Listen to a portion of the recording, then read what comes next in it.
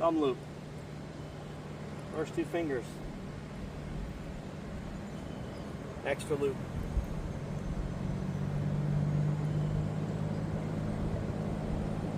Randy heel.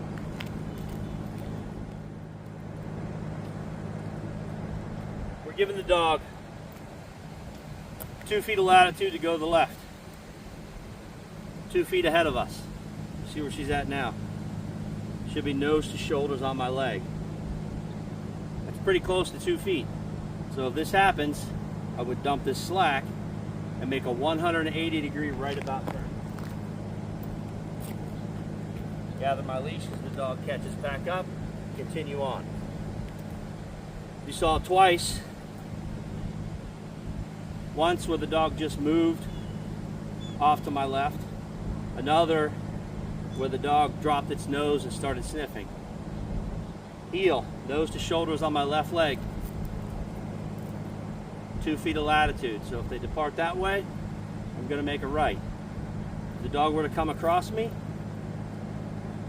snap my left hand down, trap the dog, make a left turn. Reorient myself and get back on path. Dog drops its nose. That is not heel. Walking, 4 feet on the ground, head is up. Somewhat, that's debatable on where the head position is right now, but definitely not on the ground. So we make some form of a corrective turn. I could have sped up. I chose to make a right turn. Again, at this point, we're dumping the slack, making a turn. It's a dog's obligation to get where they're supposed to be. In a corrective turn, one of two things will happen.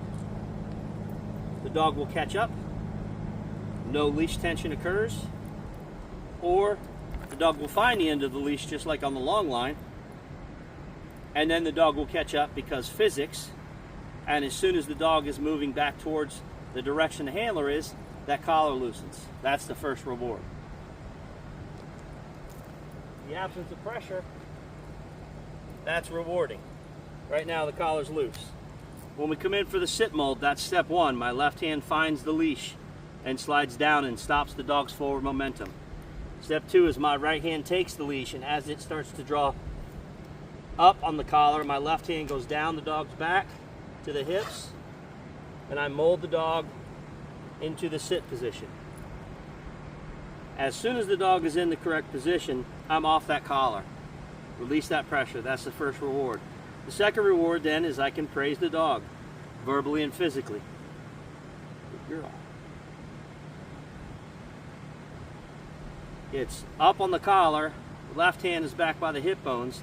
The left hand is not necessarily shoving down here on the spine. We don't want to do that.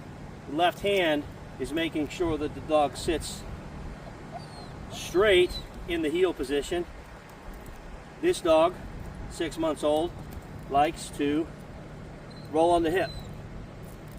So I'm going to make sure that doesn't happen, or I will fix it. At this point, I'm not correcting it, I'm just going to fix it. Randy heel.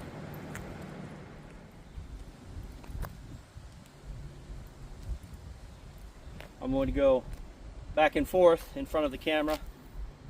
You've seen the sit mold from the rear and from the front. Randy heel.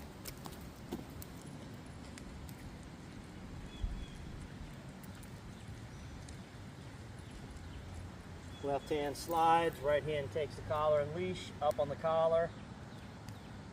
Guide the butt into the correct position. Off the collar, meaning let it relax. Calmly praise the dog. Most dogs, while you're gathering yourself and looking where you're going and standing upright, if you keep scritchy, they'll stay seated. If they do pop up, at this point, we don't care. It's not a sit stay. It's just, dog, I'm putting my hands on you and molding you into this position. We're going to do this for 2 more days before we even start naming it. Look where I'm going. Leash grip is correct. Left leg leads. Dog's name, the command heel, Randy heel.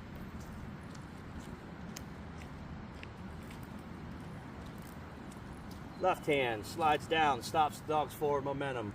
Right hand takes the collar. Left hand down the dog's back by the hips, guiding them in the correct position. Go. Randy, heel.